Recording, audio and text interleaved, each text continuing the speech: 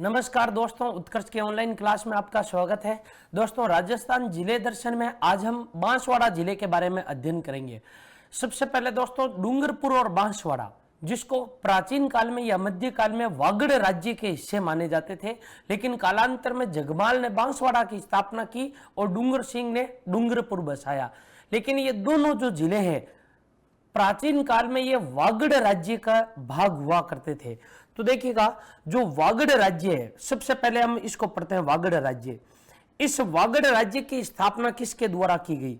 देखिएगा, वागड़ राज्य की स्थापना की गई थी सामंत सिंह के द्वारा। जो सामंत सिंह था, ये सामंत सिंह मेवाड़ के गुहिल वंश का शासक था। मेवाड़ के गुहिल यानी जो सामंत सिंह है, यह सामंत सिंह गुहिल शासक सामंत सिंह के द्वारा वागड़ राज्य की स्थापना की गई थी। तो सामंत सिंह द्वारा वागड़ राज्य बसाया गया। वागड़ राज्य बसाया गया। तो वागड़ राज्य किसने बसाया था? सामंत सिंह ने बसाया था। कालांतर में वागड़ का एक राजा हुआ जिसका नाम था मारावल उदय सिंह। एक बात दोस्तों याद करके रखिएगा, नोट करके रखिएगा कि जो डूंगरपुर और बांसवाड़ा के जो शासक हुआ करते थे, जो वागड़ राज्य के जो शासक हुआ करते थे, वो मारावल की उपाधि लगाते थे।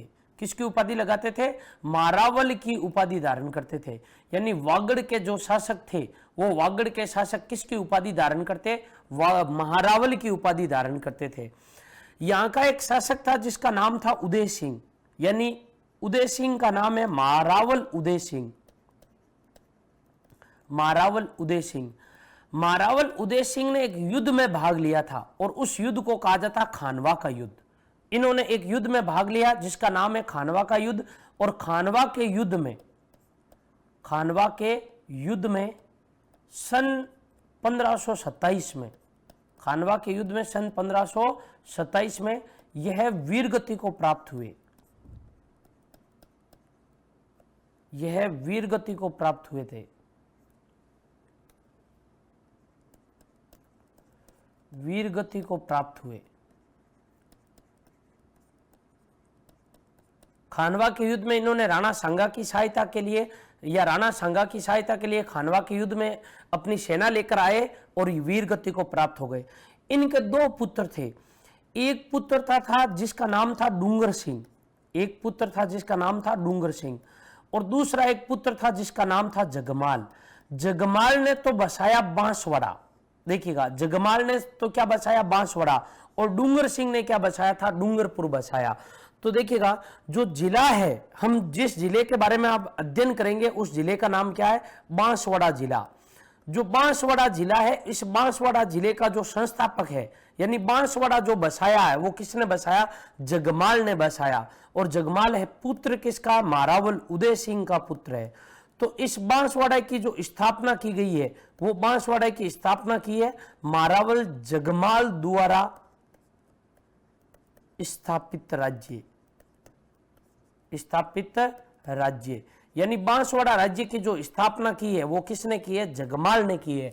बांसवाड़ा राज्य को जो बसाया है वो किसने बसाया है? जगमाल ने बसाया। इस बांसवाड़ा को कहा जाता 100 द्वीपों का शहर। बांसवाड़ा को क्या कहा जाता है? 100 द्वीपों का शहर कहा जाता है। 100 द्वीपों का शहर। देखिएगा, 100 द्वीपों का शहर किसको कहा जाता है? बांसवाड़ा को कहा जाता है। अब इस बांसवाड़ा का नाम बांसवाड़ा क्यों पड़ा? इसका नामकरण बांसवाड़ा क्यों हुआ? इसके पीछे क्या कहानी है? इसके पीछे कहानी दो है। एक तो यह है कि यहां बांस के पेड़ की अधिकता है। यहां जिस पेड़ की अधिकता है उस पेड़ का नाम क्या है? बांस के पेड़ की अधिकता के कारण। बांस के पेड़ की अधिकता के कारण, बांस के पेड़ की अधिकता के कारण इस जिले का नामकरण, इस क्षेत्र का जो नामकरण हुआ है वो नामकरण क्या हुआ है? बांसवाड़ा हुआ है। दूसरी ये मान्यता है कि बांसिया भील ने ये बसाया था। बांसिया भील द्वारा बसाया गया क्षेत्र। बांसिया भील द्वारा बसाया गया क्षेत्र। बांसिया भील द्वारा बसाया गया क्षेत्र, यानी बांसिया भील द्वारा बसाए जाने के कारण इस क्षेत्र का जो नाम हुआ है वो नाम क्या हुआ, बांसवाड़ा हुआ है। एक तो ये है। दूसरा ये है कि बांस के पेड़ों की अधिकता होने के कारण, किसके पेड़ों की अधिकता होने के कारण, बांस के पेड़ों की अधिकता होने के कारण इसका नाम बांसवाड़ा पड़ा है। यह नामकरण के पीछे की कहानी है। लेकिन यदि हम इसकी स्थापना की बात करें तो दोस्तों याद रखिएगा, इसकी स्थापना जगमाल के द्वारा की गई है। जगमाल उदय सिंह का पुत्र था। उदय सिंह जब खानवा के युद्ध में गए थे तब इन्होंने पहले ही कहा था कि यदि मैं खानवा के युद्ध में वीरगति को प्राप्त हो जाऊं तो मेरी मृत्यु के बाद में माही नदी के एक तरफ वाला हिस्सा जगमाल का होगा और दूसरी तरफ वाला हिस्सा डूंगर सिंह का होगा। तो डूंगर सिंह ने माही नदी के पश्चिम की तरफ जो राज्य बसाया उसे डूंगरपुर कहा गया, और पूर्व की तरफ जगमाल ने जो राज्य बसाया उस राज्य का नाम क्या पड़ा, बांसवाड़ा पड़ा। स्कंद पुराण में, किसमें, स्कंद पुराण में इस बांसवाड़ा के लिए कुमारी का खंड क्षेत्र का नाम मिलता है। यानी स्कंद पुराण में बांसवाड़ा के लिए कुमारी का खंड शब्द का प्रयोग किया गया। यानी स्कंद पुराण में बांसवाड़ा राज्य के लिए, बांसवाड़ा राज्य के लिए कुमारी का खंड शब्द का प्रयोग या कुमारी का खंड शब्द का प्रयोग किया गया, शब्द का प्रयोग किया गया। किस शब्द का प्रयोग किया गया, कुमारी का खंड क्षेत्र का प्रयोग किया गया। यानी स्कंद पुराण में बांसवाड़ा के क्षेत्र को क्या कहा गया, कुमारी का खंड कहा गया है। तो देखिएगा, वागड़ राज्य, सबसे पहले ये कहानी आरंभ होती है वागड़ राज्य से। यही कारण है कि डूंगरपुर और बांसवाड़ा को आज कौन सा क्षेत्र कहा जाता है, वागड़ क्षेत्र कहा जाता है। वागड़ क्षेत्र की जो स्थापना की गई वो सामंत सिंह के द्वारा की गई। ये एक गुहिल शासक थे, इनके द्वारा ये राज्य बसाया गया। जो डूंगरपुर बांसवाड़ा यानी वागड़ के जो शासक होते थे वो मारावल की उपाधि धारण करते थे। मारावल उदय सिंह जिन्होंने खानवा के युद्ध में भाग लिया और वीरगति को प्राप्त हो गए। इनके दो पुत्र जगमाल और डूंगर सिंह ने डूंगरपुर और जगमाल ने बांसवाड़ा बसाया था। स्कंद पुराण में बांसवाड़ा को कुमारी का खंड कहा गया। बांसवाड़ा की स्थापना जगमाल द्वारा की गई। इसे 100 द्वीपों का शहर कहा जाता है। इसका नामकरण बांस के पेड़ों की अधिकता के कारण या बांस या भील के कारण इसका नाम जो पड़ा है वो इसका नाम क्या पड़ा है, बांसवाड़ा पड़ा है। अब देखिएगा, बांसवाड़ा जिले में जो प्रमुख मेले लगते हैं वो प्रमुख कौन कौन से मेले लगते हैं, प्रमुख मेले, जो प्रमुख मेले हैं वो प्रमुख मेले कौन कौन से हैं। नंबर 1 देखिएगा, राजस्थान में कल्लाजी राठौड़ के जो सर्वाधिक मंदिर है वो बांसवाड़ा जिले में है। कल्लाजी राठौड़ जिन्हें लोक देवता कहा गया, कल्लाजी का मेला, राजस्थान में कल्लाजी का मेला जो भरता है वो गोपीनाथ का गड्ढा बांसवाड़ा गांव में, गोपीनाथ का गड्ढा, गोपीनाथ का गड्ढा, ये यहां पर भरता है ये मेला। राजस्थान में कल्लाजी राठौड़ के बांसवाड़ा में 100 मंदिर है। बांसवाड़ा जिले में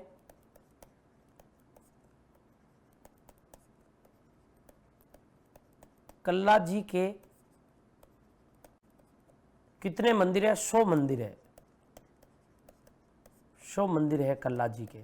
बांसवाड़ा जिले में कल्लाजी के कुल मंदिर कितने हैं, 100 मंदिर है। इस मेले की तिथि क्या है, ये मेला भरता कब है, तो देखिएगा नवरात्र 2 आते हैं। एक तो होते हैं चैत्र नवरात्र और दूसरे होते हैं आश्विन नवरात्र। जो चैत्र नवरात्र होते हैं उन्हें बसंतीय नवरात्र कहा जाता है और जो आश्विन नवरात्र होते हैं उन्हें शरदीय नवरात्र कहा जाता है। आश्विन नवरात्र का जो आरंभ होता है वो आश्विन शुक्ल प्रतिपदा से नवमी तक, और आश्विन माह, देखिएगा आश्विन माह या आश्विन नवरात्र कुछ भी लिख सकते हैं। आश्विन माह जब आरंभ होता है तब आश्विन नवरात्र आरंभ होते हैं। या आश्विन माह या आश्विन नवरात्र का प्रथम रविवार, आश्विन माह का प्रथम रविवार या आश्विन नवरात्र का जब प्रथम रविवार आता है तब कल्लाजी राठौड़ का कौन से गांव में, गोपीनाथ का गड्ढा गांव में इनका क्या भरता है, मेला भरता है। मेला नंबर 2 बांसवाड़ा जिले का जिसे कहा जाता है गोटिया अंबा का मेला। गोटिया अंबा का मेला, एक माता है जिसका नाम है अंबा माता, गोटिया अंबा का मेला। गोटिया अंबा का मेला लगता है बारीगामा गांव में। बारीगामा गांव बांसवाड़ा में है और ये चैत्र अमावस्या को लगता है। बारीगामा गांव,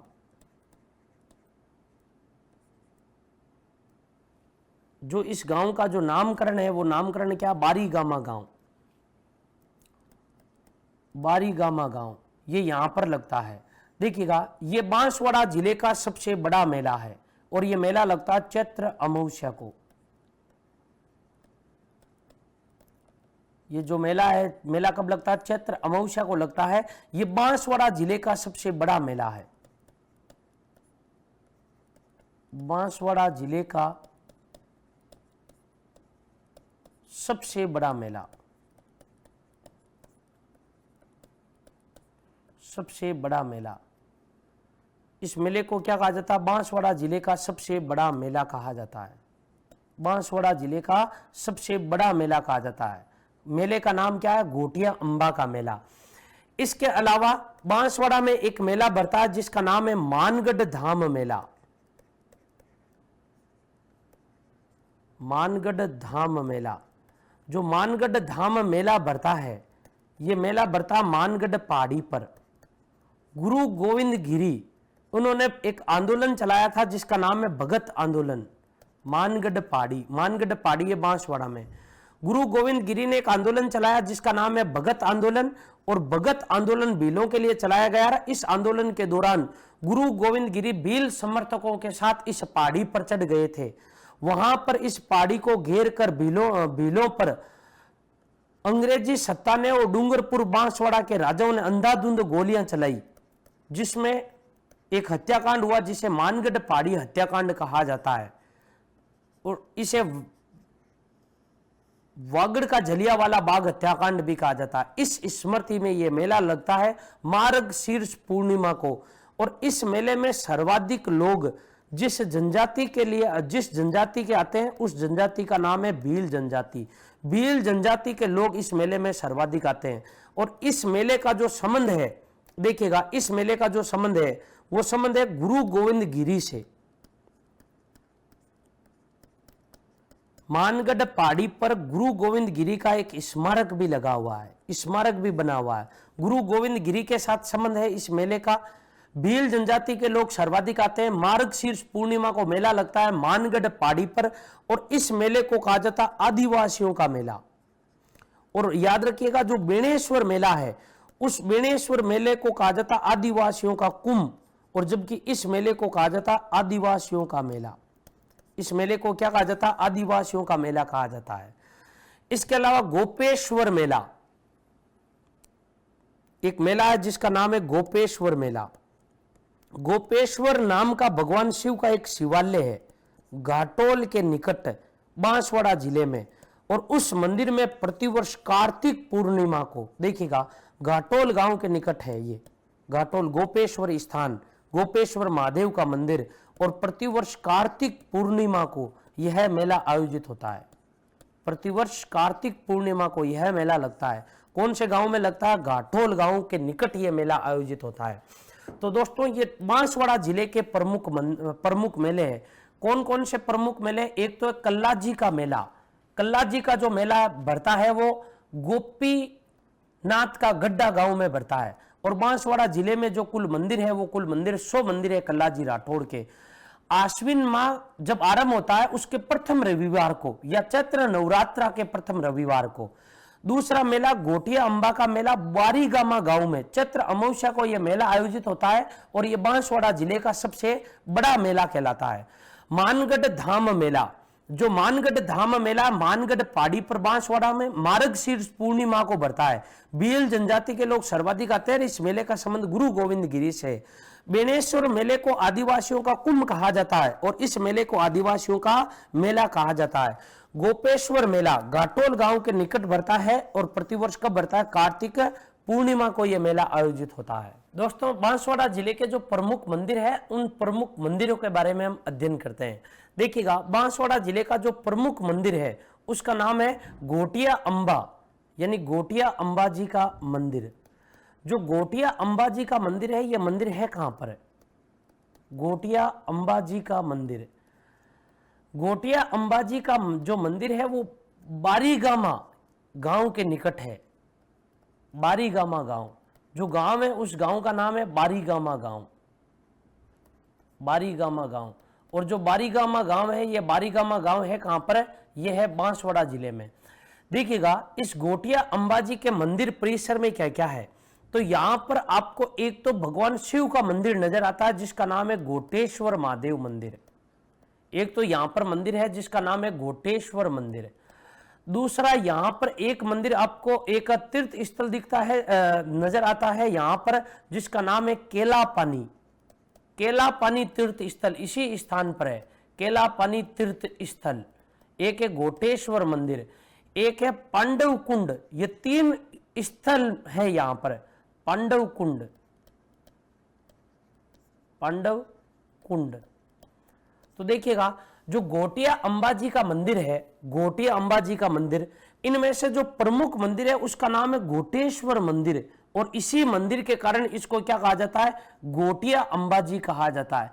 इसके अलावा केलापानी जो तीर्थ स्थल है, देखिएगा महाभारत कालीन पांडवों की शरण स्थली का जो प्रमुख केंद्र है, वो प्रमुख केंद्र क्या है? केलापानी है। इस केलापानी के बारे में कहा जाता है कि महाभारत कालीन, कौन सा कालीन? महाभारत कालीन, महाभारत कालीन पांडवों की शरण स्थली, पांडवों की शरण स्थली। जो महाभारत कालीन पांडवों की जो शरण स्थली है, वो शरण स्थली क्या कहलाता है? केलापानी कहलाता है। देखिएगा इस केलापानी में जो मूर्तियां लग रखी है, यहां पर 5 मूर्तियां लग रखी है, 5 पांडवों की, 5 पांडवों की मूर्तियां, यहां पर 5 पांडवों की मूर्तियां लगी हुई है। इसके अलावा कुंती की यहां पर प्रतिमा है, कुंती की प्रतिमा है, केलापानी स्थान पर ही कुंती की प्रतिमा है, और इस स्थान का नाम क्या है? केलापानी तीर्थ स्थल। तो यहां पर एक पांडव कुंड भी है। ऐसा कहा जाता है कि पांडवों ने कुंती के लिए इस कुंड का निर्माण किया था, जिसे पांडव कुंड कहा जाता है। और प्रतिवर्ष यहां पर जो मेला भरता है, देखिएगा गोटिया अंबाजी के मंदिर में जो प्रतिवर्ष यहां पर जो मेला भरता है, वो मेला कब भरता है? गोटिया अंबाजी यानी चैत्र अमावस्या के दिन यहां पर प्रतिवर्ष मेला भरता है। चैत्र अमावस्या को प्रतिवर्ष यहां पर क्या आयोजित होता है? मेला आयोजित होता है। एक तो तीर्थ स्थल है ये। दूसरा धूनी के रणछोड़राय मंदिर। देखिएगा धूनी के रणछोड़राय या धूनी का रणछोड़राय मंदिर, धूनी का रणछोड़राय मंदिर। जो धूनी का रणछोड़राय मंदिर है, ये गेनोड़ा गांव के निकट धूनी के पास, किसके पास? धूनी के पास, धूनी के पास गेनोड़ा के निकट बांसवाड़ा जिले में ये एक मंदिर बन रखा है। ये जो मंदिर है धूनी का रणछोड़राय मंदिर, ये भगवान कृष्ण का मंदिर है। ये जो मंदिर है, ये मंदिर है किसका?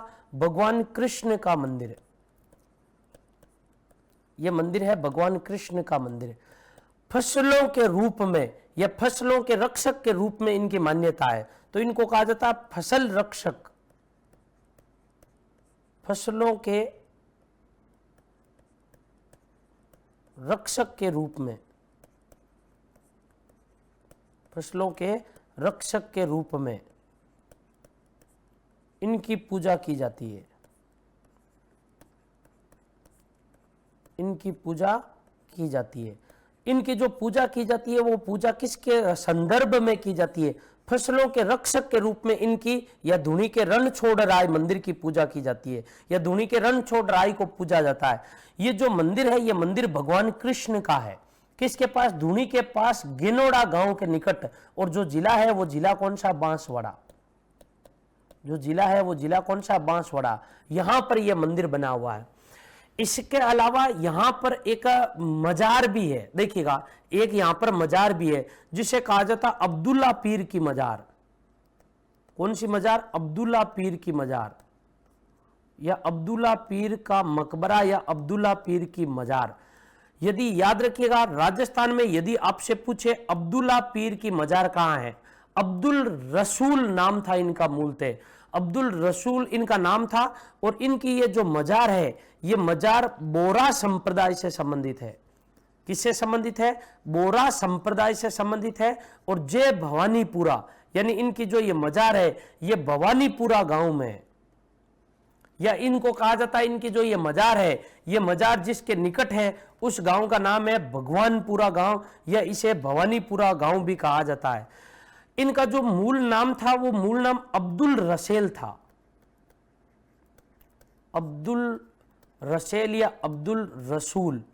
अब्दुल रसूल का, या फिर हम लिख सकते हैं अब्दुल्ला पीर की मजार। कौन से गांव में? सबसे इंपॉर्टेंट ये है, भगवानपुरा गांव में।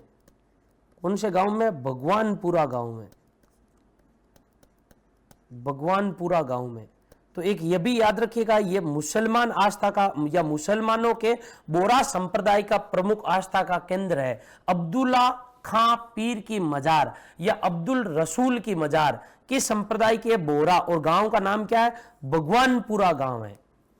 तो एक तो हो गया घोटिया अंबाजी का मेला हो गया, बारीगामा गांव में एक धूनी का रण छोड़ राय मंदिर है। इसके अलावा अब्दुल्ला खां पीर की मजार भी है।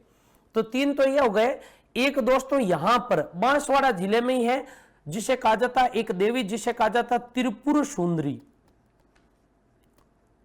त्रिपुर सुंदरी, या इसी देवी को कहा जाता तुरताई माता। कौन सी माता कहा जाता? तुरताई माता कहा जाता है। त्रिपुर सुंदरी या तुरताई माता कहां पर है? मंदिर तलवाड़ा के निकट। और जो तलवाड़ा है, ये तलवाड़ा कहां पर है? बांसवाड़ा में। देखिएगा इस माता की जो कुल भुजाएं हैं वो कुल भुजा कितनी है? 18 भुजाओं वाली देवी, 18 भुजाओं वाली देवी। कितनी भुजाओं वाली देवी है? 18 भुजाओं वाली देवी है। दूसरा, इसका जो संबंध है, इसका संबंध 3 पुरों से है। कितने पुरों से? 3 पुरों से होने के कारण ये क्या कहलाई? त्रिपुर सुंदरी कहलाई। 3 पुरों से संबंध, 3 पुरों से संबंध। इस देवी का जो संबंध है वो संबंध 3 पुरों से है। नंबर 1 है शिवपुर, शिवपुर। एक तो इसका जो संबंध है वो है शिवपुर से, दूसरा शक्तिपुर, और तीसरा विष्णुपुर। शिवपुर, विष्णुपुर और शक्तिपुर, इन 3 पुरों से इस देवी का संबंध है। शक्तिपुर, इन 3 पुरों से संबंध होने के कारण ये क्या कहलाई? त्रिपुर सुंदरी कहलाई। अब देखिएगा इसे तुरताई माता भी कहा जाता। इस माता के पीठ पर श्री यंत्र शब्द चित्रित है, यानी इस माता की जो मूर्ति है, देखिएगा इस मंदिर की मूर्ति पर या इस माता की मूर्ति के पीठ पर, मूर्ति के पीठ पर श्री यंत्र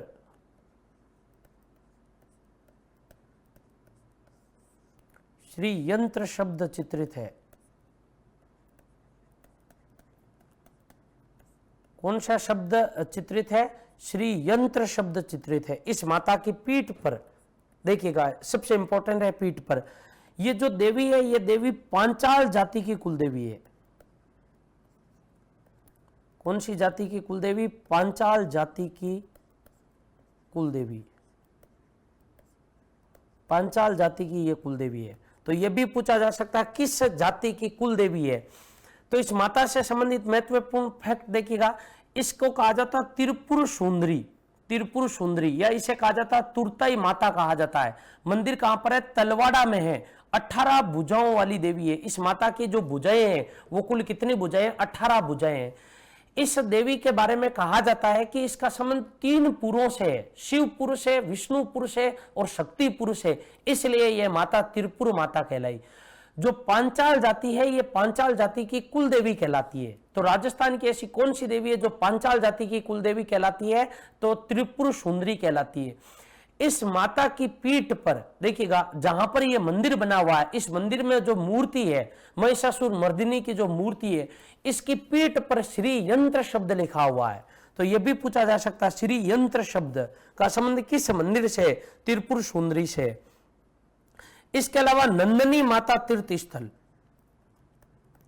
नंदनी माता तीर्थ स्थल, जो नंदनी माता तीर्थ स्थल है, यह नंदनी माता तीर्थ स्थल भी कहां पर है? बांसवाड़ा में। इस माता का मंदिर के बारे में कहा जाता है, यह बडोदिया गांव के निकट है, बडोदिया के निकट, बडोदिया के निकट है नंदनी माता का तीर्थ। इस मंदिर की सबसे प्रमुख विशेषता है, यहां पत्थरों के घेरन, यहां पत्थरों के घेरोंदे बनाने की परंपरा है, बनाने की परंपरा है, यानी पत्थरों के घेरोंदे बनाने की परंपरा। इसका मतलब यह है कि इस माता के मंदिर में जब जाते हैं तब छोटे छोटे पत्थरों के मकान बनाते हैं छोटे, इस मंदिर के आसपास में। ऐसी मान्यता है कि ऐसा करने पर व्यक्ति के जीवन में सुखों की प्राप्ति होती है, जो दुख होते हैं, जो कष्ट होते हैं, वो दूर हो जाते हैं, और इनको क्या कहा जाता है? घेरोंदे कहा जाता है। तो इस माता के मंदिर की सबसे बड़ी विशेषता यही है। इस माता के मंदिर में जो मेला लगता है वो नवरात्रों में लगता है। मेला जो लगता है, एक तो लगता है चैत्र नवरात्र में, एक तो लगता है चैत्र नवरात्र में, और दूसरा लगता है आश्विन नवरात्र में, आश्विन नवरात्र में। तो एक वर्ष में यहां पर देखिएगा, एक वर्ष में यहां पर कुल कितनी बार मेला लगता है? 2 बार मेला लगता है। इसके अलावा सबसे बड़ा जो यहां का मेला होता है वो पौष पूर्णिमा के दिन लगता है। सबसे बड़ा मेला जो लगता है वो पौष पूर्णिमा के दिन लगता है, इस माता के मंदिर का सबसे बड़ा मेला। बाकी छोटे छोटे मेले नवरात्रों में भरते हैं, इसके अलावा पौष पूर्णिमा के दिन यहां पर मेला भरता है। इस माता की जो भुजाएं हैं, कुल 8 भुजाएं हैं, अष्टभुजा प्रतिमा, अष्टभुजी प्रतिमा। ये जो इस माता की प्रतिमा है वो कुल कितनी भुजाओं वाली प्रतिमा है? तो इस माता की जो भुजाएं हैं, तो याद रखिएगा कुल 8 भुजाएं हैं। इसके अलावा कालिंजरा गांव में हरण नदी के किनारे एक और मंदिर बन रखा है, जिसे कहा जाता है कालिंजरा का मंदिर या कालिंजरा मंदिर।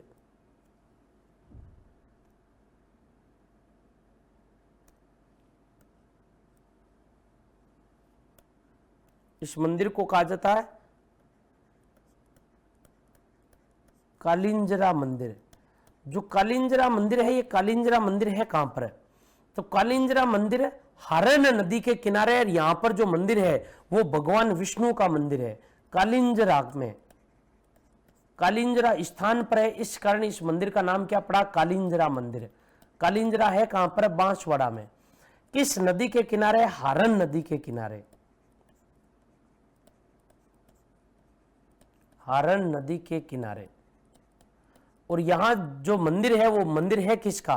तो यहां पर जो मंदिर है वो ऋषभ देव का मंदिर है। जैन धर्म के प्रथम तीर्थंकर ऋषभ देव या आदिनाथ को समर्पित, आदिनाथ या ऋषभ देव को समर्पित ये जो मंदिर है, ये मंदिर समर्पित किसको है? ऋषभ देव को। मंदिर समर्पित किसको है? आदिनाथ को। किस नदी के किनारे? हारन नदी के किनारे। यहां पर एक मंदिर और बन रखा है कालिंजरा के निकट ही, जिसे सूर्य मंदिर भी कहा जाता है। तो राजस्थान में कालिंजरा के निकट एक सूर्य मंदिर भी है। तो ये एक तो मंदिर हो गया कालिंजरा मंदिर, दूसरा हो गया नंदनी माता का मंदिर, या नंदनी माता तीर्थ स्थल भी कहा जाता है। देखिएगा दोस्तों, इसके बाद में एक मंदिर है ब्रह्मा जी का मंदिर, जो ब्रह्मा जी का मंदिर है, और एक छीछ में छिछा माता या छीछ माता का भी मंदिर है। जो स्थान है उस स्थान का नाम है छीछ स्थान। जो छीछ स्थान है ये स्थान है बांसवाड़ा में। यहां पर एक तो देवी का मंदिर है, एक तो देवी का मंदिर है और एक यहां पर ब्रह्मा जी का मंदिर है। जो ब्रह्मा जी का मंदिर है छीच स्थान पर है। छीच स्थान कहां पर है? बांसवाड़ा में। नंबर फैक्ट नंबर 1, यहां पर ब्रह्मा जी का मंदिर है। ब्रह्मा जी का मंदिर है। जो यहां पर छीच स्थान पर ब्रह्मा जी का मंदिर है, यह ब्रह्मा जी का मंदिर आमलिया तालाब के किनारे है। आमलिया तालाब के किनारे, आमलिया तालाब के किनारे यह मंदिर बना हुआ है। इस मंदिर का जो निर्माण करवाया है वो मारावल जगमाल ने करवाया है। मारावल जगमाल ने इस मंदिर को वर्तमान स्वरूप दिया। मारावल जगमाल द्वारा जीर्णोद्वार, मूल निर्माण किसने करवाया ये अनभिज्ञ है, लेकिन इसका जो जीर्णोद्वार करवाया गया है वो जीर्णोद्वार किसके द्वारा करवाया गया है? तो याद रखिएगा, जीर्णोद्वार करवाया गया है जगमाल के द्वारा। किस तालाब के किनारे? आमलिया तालाब के किनारे यह मंदिर बना हुआ है। ब्रह्मा जी का मंदिर कहां पर है? छीच बांसवाड़ा में। इसके अलावा छीच बांसवाड़ा में एक और मंदिर बना हुआ जिसका नाम है छीच माता का मंदिर। छीच माता का मंदिर, जो छीच माता का मंदिर है, ये छीच माता का मंदिर भी कहां पर बना हुआ है? छीच बांसवाड़ा में बना हुआ है। इस मंदिर का जो निर्माण करवाया वो देवीदास द्वारा निर्मित है। देवीदास द्वारा निर्मित, देवीदास द्वारा निर्मित। यह मंदिर किसके द्वारा निर्मित है? देवीदास के द्वारा निर्मित है। छीच माता का मंदिर, याद रखिएगा, छीच माता का मंदिर बनवाया किसने था? देवीदास ने बनवाया था। यह तो है छीच के जो प्रमुख मंदिर है उन मंदिरों के बारे में। अब देखिएगा, बांसवाड़ा में अथुर्नक या अथुनक नाम से परमारों की एक राजधानी हुआ करती थी जिसका वर्तमान में नाम है अथुर्ना। अथुर्ना परमार शासकों द्वारा बसाया गया। अथुर्ना में भगवान शिव के अनेक मंदिर है। जितने भी मंदिर है वो परमार शासकों ने बनवाए थे। तो अथुर्ना के जो मंदिर है वो अथुर्ना के मंदिर भी इंपॉर्टेंट है। अथुर्ना, देखिएगा, अथुर्ना का जो प्राचीन नाम मिलता है वो अथुर्नक मिलता है। अथुर्नक कहां पर है? बांसवाड़ा में। ये किसने बसाया? तो इसके बारे में यह कहा जाता है अथुर्ना के जो मंदिर है, अथुर्ना के या अथुनक के जो मंदिर है, उन मंदिरों का जो निर्माण करवाया गया वो परमार शासकों ने करवाया। और ये परमार शासक कहां के थे? बांसवाड़ा के, या हम लिख सकते हैं ये वागड़ के परमार थे। वागड़ के परमारों की, वागड़ के परमार शासकों ने, वागड़ के परमार शासकों ने इन मंदिरों का निर्माण करवाया। इन मंदिरों का निर्माण करवाया। इन मंदिरों का जो निर्माण करवाया है वो निर्माण किसने करवाया है? यहां के जो परमार शासक थे, परमार शासकों ने करवाया है। कहा ऐसा भी जाता है कि यह वागड़ के परमारों की राजधानी हुआ करती थी। वागड़ के परमारों की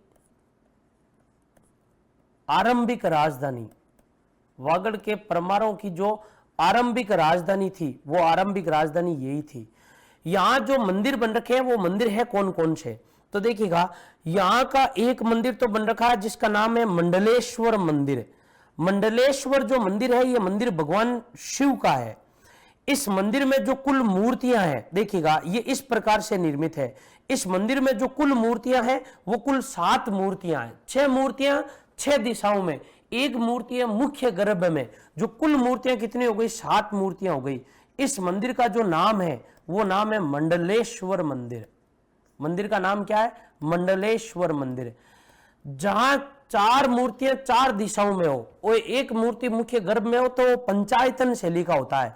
लेकिन यहां 7 दिशाओं में 7 मूर्तियां, 7 दिशाओं में 7 मूर्तियां और एक मूर्ति मुख्य गर्भ में, तो यह संतायतन शैली का मंदिर है या सत्तायंतन शैली में निर्मित मंदिर। कौन सी शैली में? संतायंतन शैली में। यहां पर एक मंदिर नहीं है, यहां पर कहा जाता है यहां भगवान शिव के अनेक मंदिर है। यहां भगवान शिव के अनेक मंदिर है। यहाँ भगवान शिव के अनेक मंदिर है, एक मंदिर नहीं है, यहाँ भगवान शिव के अनेक मंदिर है। कहां पर? अथुर्णा में। और अथुर्णा का जो प्राचीन नाम मिलता है वो प्राचीन नाम अथुर्णक मिलता है। तो ये दोस्तों बांसवाड़ा जिले के जो प्रमुख मंदिर थे, ये प्रमुख मंदिर कंप्लीट हो गए। अब हम पढ़ते हैं बांसवाड़ा जिले के जो महत्वपूर्ण तथ्य है, वो महत्वपूर्ण तथ्य कौन कौन से है। जैसे देखिएगा, बांसवाड़ा जिले में एक बांध बना हुआ है और उस बांध का नाम है माही बांध। देखिएगा, माही नदी जिसे आदिवासियों की गंगा कहा जाता है, बांसवाड़ा जिले के खांदू गांव में उस नदी का मध्य प्रदेश से राजस्थान में आगमन होता है, प्रवेश होता है। बांसवाड़ा में बहने के बाद डूंगरपुर के बेणेश्वर नामक स्थान पर उसमें दो नदियां आकर मिलती है, सोम नदी और जाखम नदी। त्रिवेणी संगम होता है और डूंगरपुर से होते हुए वो नदी खंबात की खाड़ी अर्थात गुजरात में चली जाती है। बांसवाड़ा जिले में माही नदी के किनारे एक बांध बना हुआ है और उस बांध का नाम क्या है? माही बांध। तो माही बांध देखिएगा कहां पर है? बांसवाड़ा में है। माही बांध बांसवाड़ा में। और किस नदी के किनारे है? माही नदी के किनारे यह बांध है। इसके अलावा देखिएगा बांसवाड़ा जिले के जो महत्वपूर्ण तथ्य हैं, देखिएगा दोस्तों, माही सागर बांध या माही बांध के बाद में कागजी पिकअप कागजी झील के किनारे है और यह माही बजाज सागर परियोजना का एक हिस्सा है। यानी माही बजाज सागर जो बांध है, माही बांध, इस बांध को कंट्रोल करने के लिए बांसवाड़ा जिले में एक बांध और बनाया गया है, कागजी झील का निर्माण करके। जब किसी बांध के सहयोग के लिए एक छोटे से बांध का निर्माण किया जाता है तो इसको पिकअप बांध कहा जाता है। तो एक झील का निर्माण भी हुआ जिसे कागजी झील कहा जाता है, यही कागजी पिकअप बांध है। तो एक फैक्ट का प्रश्न पूछा जाता है कि कागजी पिकअप बांध किस जिले में? बांसवाड़ा में। किस झील के किनारे? कागजी झील के किनारे। दूसरा, बांसवाड़ा जिले में एक झील है डाइलाब झील। जो डाइलाब झील है, इस डाइलाब झील की विशेषता यह है कि यहां पर कमल के फूल इस झील के अंदर बहुत अधिक मात्रा में पाए जाते हैं।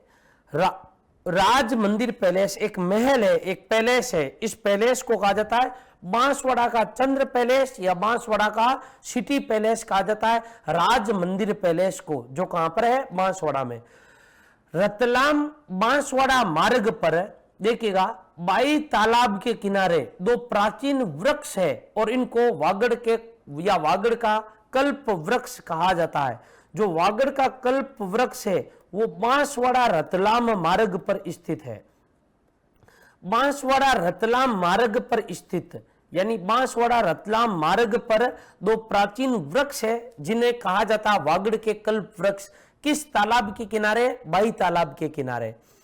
आनंद सागर झील बांसवाड़ा जिले में है और इस झील के किनारे जो बांसवाड़ा के जो शासक है, उन शासकों की यहां पर क्या बनी हुई है? छतरियां बनी हुई है। तो एक बार फिर से समझिएगा, एक एक फैक्ट पूछा जाता है। माही बांध किस जिले में? बांसवाड़ा में। किस नदी के किनारे? माही नदी के किनारे। कागजी पिकअप बांसवाड़ा में कागजी झील के किनारे और यह माही बजाज सागर जो परियोजना इसका हिस्सा है। डाइलाब तालाब जिसमें कमल के फूल प्रचुर मात्रा में पाए जाते हैं। राज मंदिर पैलेस ये एक प्रकार का महल है और इस महल को कहा जाता है बांसवाड़ा का चंद्र पैलेस या सिटी पैलेस कहा जाता है। बांसवाड़ा रतलाम मार्ग पर डाई तालाब के किनारे वागड़ का कल्प वृक्ष है। इन्हें प्राचीन वृक्ष है जिन्हें वागड़ का कल्प वृक्ष कहा जाता है। और बांसवाड़ा में स्थित आनंद सागर झील के किनारे बांसवाड़ा के जो शासक है उनकी क्या बनी हुई है? छतरियां बनी हुई है। तो दोस्तों ये बांसवाड़ा जो जिला था, ये जिला कंप्लीट हो गया है। आप इस वीडियो को अधिक से अधिक लाइक कीजिएगा, अधिक से अधिक शेयर कीजिएगा। और दोस्तों अभी तक आपने ई उत्कर्ष ऐप डाउनलोड नहीं किया है तो आज ही ई उत्कर्ष ऐप डाउनलोड कीजिएगा। और जब भी हम राजस्थान के 33 जिले पूरे पढ़ लेंगे तो इनके जितने भी ऑब्जेक्टिव टाइप क्वेश्चन है वो ई उत्कर्ष ऐप पर आपके लिए उपलब्ध होंगे। तो नमस्कार दोस्तों, फिर मिलते हैं हम एक नए जिले के साथ। नमस्कार। Click on the subscribe button to subscribe to our channel. Press the bell icon on the YouTube app and never miss another update. Download eUtkarsh app from Google Play Store. eUtkarsh app is one-stop solution for your competitive exam preparation. With lots of unique and amazing features like create your own custom test, add YouTube videos in app library, add web reference link. For quick revision, make your own custom flashcards. For each chapter, you can give online test and analyze your performance. So download eUtkarsh app now.